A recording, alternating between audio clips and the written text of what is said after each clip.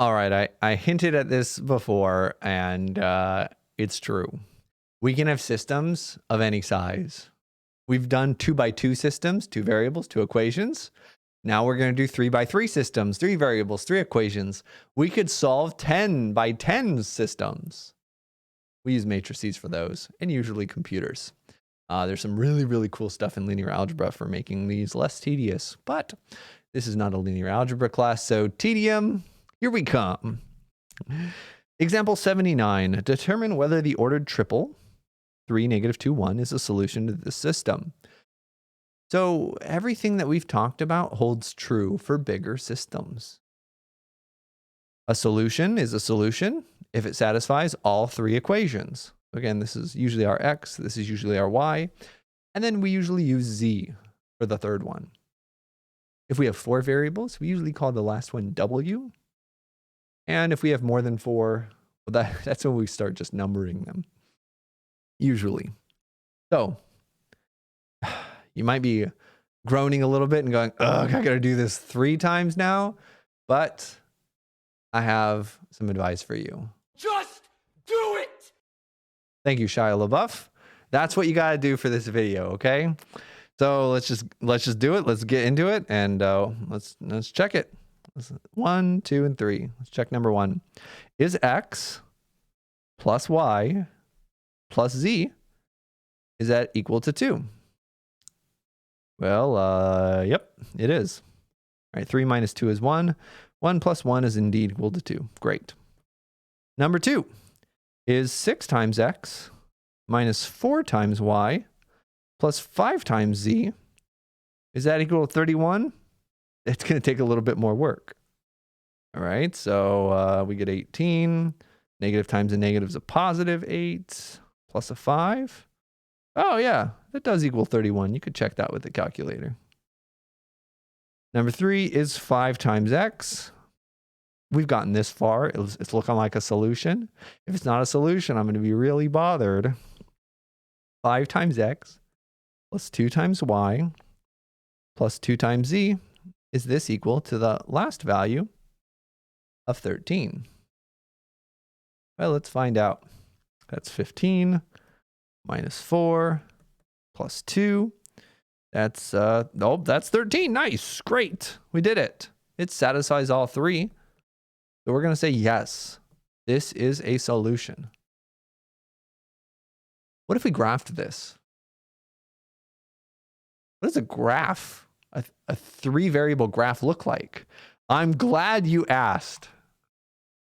It's 3-dimensional. So our first one is x plus y plus z equals 1. That's a 3-dimensional plane. We're not graphing lines anymore. We're graphing planes. No, you do not have to graph these. And I will probably not pull up this webpage again, but it's cool to visualize. And then look at our second equation, 6x minus 4y plus 5z. Now is equal to 31. So that's another plane. Let's make it a different color. Make this other plane red. So now the solution of both of those equations is going to be this intersection. Where do these planes intersect? The blue and red planes intersect along this line. And then we've got a third equation, 5x plus 2y plus 2z. And that's 13. That's a third plane. How exciting. We can make this one purple. I like purple. The question is, where does, and ignore this gray plane, that's the XY plane. Where do all 3 of red, purple, and blue intersect? Red, purple, and blue intersect right around here. And that should be our point. It's a little hard to see where that point is right now. It has a negative z value. But that's what it looks like graphically. All right. You can like set these spinning so you can like see it in real time. Oh, it's cool. But yeah, we won't really be doing that. But if you're curious about what the graphical method looks like, we're not going to do it. But that's what it looks like. 3-dimensional planes instead of lines. And then when you get 4 dimensions, they're called like hyperplanes. Anyway, it's cool stuff, but we won't do it. All right, so how do you solve these systems? Again, we're not going to graph, but we're going to use substitution and elimination. So what you're going to do to start is you're going to pick any pair of equations. So the first and second, the first and the third, the second or the third. Pick any two equations out of the three and use either addition or substitution to eliminate one of the variables, just like we did before. And then you do it again with a different pair. And now you have a 2x2 system, so you do it again. So really, we're doing 3 problems in one. And then if we had 4 variables and 4 equations, there'd be even more problems. I'm not going to do the math. I'm sure actually that's a really interesting mathematical sequence, but yeah, so we do it. So again, you look at it and you look at it and you sigh and you go, ugh, this is going to take forever. But we listen to our good friend Arnold Schwarzenegger, who says, Just do it.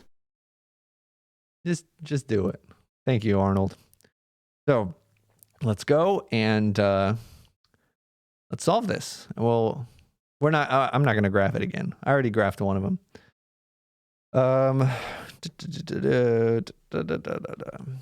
So pick any two pairs, or sorry, any pair of equations. Well, I don't know what I'm doing. Let's pick the first 2 pairs. Let's only look at these 2. These are the same equations, actually. So we already know what answer we should get. Unless there are multiple. I only saw one on the graph, but anyway. So pick any 2 pairs, it doesn't matter which. And then either use addition or substitution to get rid of one of these variables. It's already in the form for us to use addition to solve this.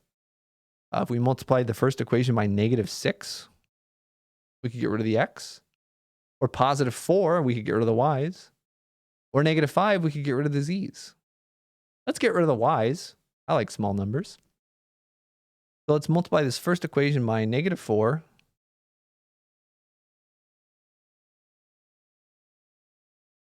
And then we can solve by addition to get rid of one of the variables. So we get -4x, -4y, and -4z equals -8. The second equation, we didn't do anything to it. It's going to be the same. Oh gosh, we want to multiply by +4. Because it already had the negative. So +4x, and then plus a 4y, and then plus a 4z equals +8. And the bottom one is 6x minus 4y plus 5z equals 31. We add them together. We get 10x plus 0y plus 9z equals 39. Great. We did step 1. We picked a pair of equations. We used addition to make a new equation that only had 2 variables. Right now we have an equation that only has x's and z's. Great. That was step 1. Step 1 was these 2. Let's do step 2. Color coordinate again. Do step 1 again, but pick a different pair of your original variables. And very important, I didn't specify this. You have to get rid of the same variable. So notice in step 1, we got rid of our y. So we can pick any 2 pairs of equations now, but we still have to get rid of y. Okay? So if I'm thinking that I want to get rid of y, I notice that these 2 would be a good choice. Any 2 work, as long as it's not the same 2. Because I notice if I look at this, I can just multiply this last equation, this third equation. If I multiply this by +2, then we're set up to eliminate the y. So if I do that, right, we're going to get the first red equation is still 6x minus 4y plus 5z equals 31.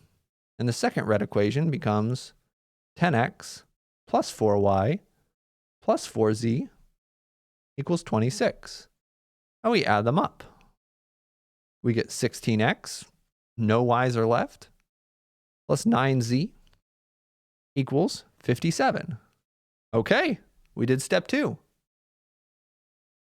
Step 3 says now you have a system of only 2 equations and 2 variables. Solve away, just like before, right? Notice these 2 equations, they're just 2 equations, 2 variables.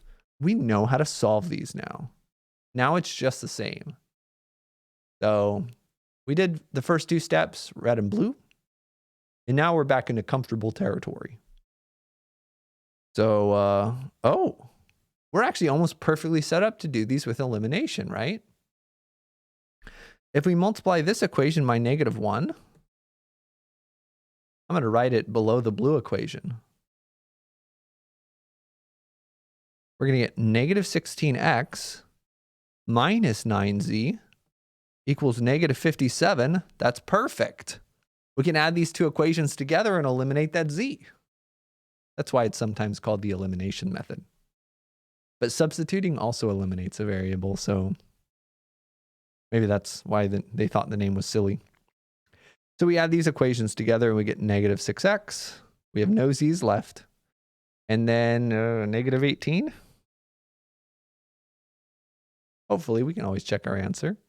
Divide both sides by -6, and we get x is +3. I said one of the nice things about doing this problem is we know what answer to expect. Oh, good. That had an x value of -3. All right. So now we have to find the y value, and then we have to find the z value. Okay. So let's see, solve away. So just like before, right? Once we find the first variable, we now look at either one of these 2 equations, right? We look at back to our 2x2 system. We're not going to go back to the 3x3 system. We're going to find what that z value has to be. We can use either one of them. So we know x is equal to 3. I'm going to use the one with smaller, I don't know. Whoa, that's the wrong button. I'm highlighting now. So let's say we know that is true, and we know that 10x plus 9z is 39. So let's use both of these together. So that means that 10 times x, which is 3, plus 9 times z is 39. Okay, so 30 plus 9z equals 39. Subtract 30 from both sides. 9z has to be 9. Oh, that's great. Because that just means that z is equal to 1. I like to underline these as I'm getting them, so I don't lose them. And now that we have x and z, now we go back to the original equation. We found x, and we only took x midway through. Because if we took x to an original equation, there's too many variables. We had to use the x in an equation that only had 2 variables. But now that we have those 2 variables, now we can go to the original ones to find the third variable. I'll use the first equation. All right, we know x plus y plus z is equal to 2.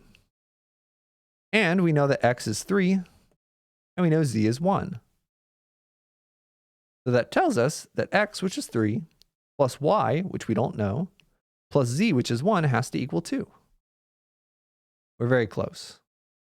3 plus 1 is 4. Subtract 4 from both sides. We get that y is -2.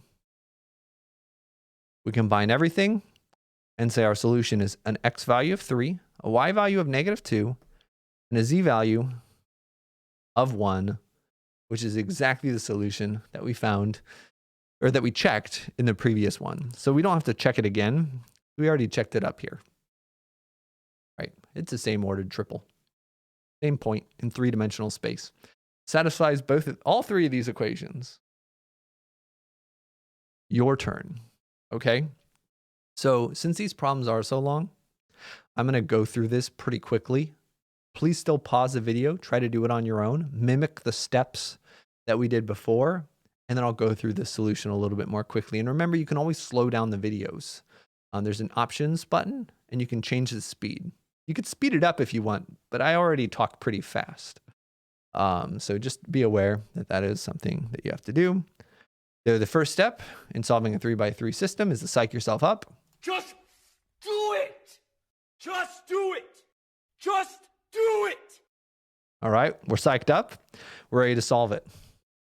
So we're going to start by picking any any pair of equations.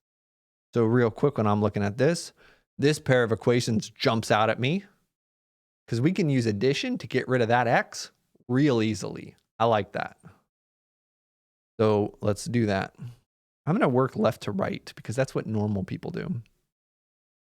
So we go over here and say x minus 2y plus 3z is equal to 9. Negative x plus 3y minus z equals negative 6. And we're going to add them together. We get no x's. We get 1y. And we get 2z's equals 3. That's nice. Then we pick any two other ones. And we try to also get rid of x. Substitution will work.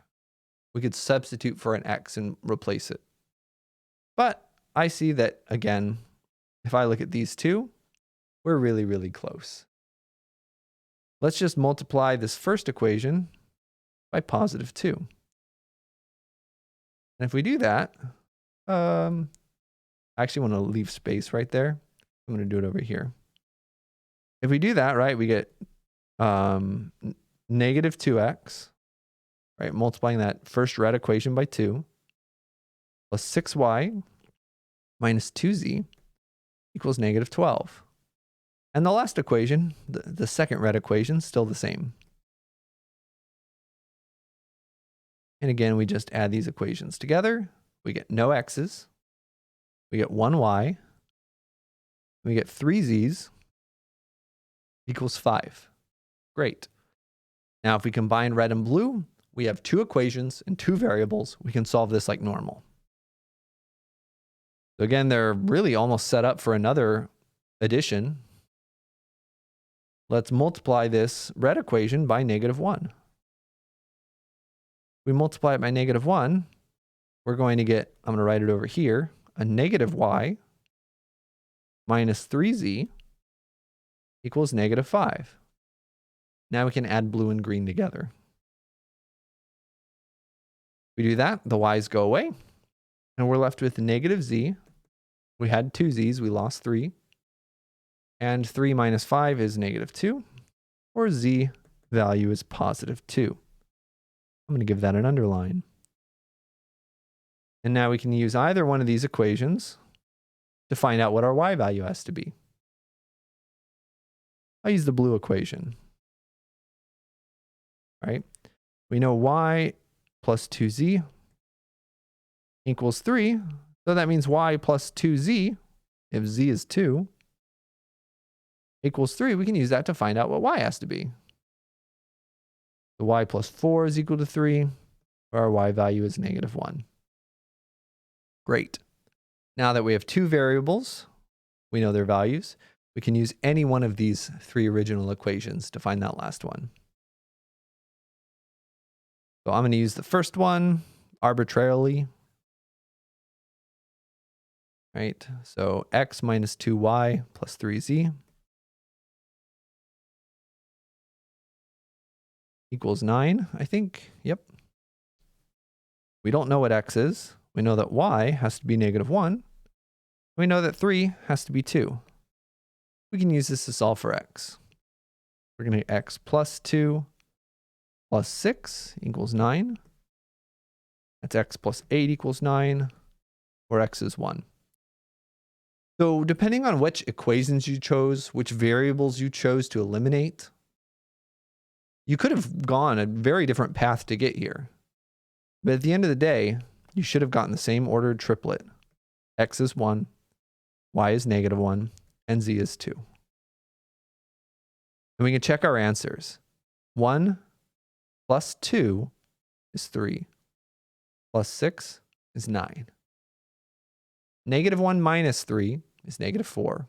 Negative 4 minus 2 is negative 6. Great. 2 plus 5 is 7. 7 plus 10 is 17. They all check out.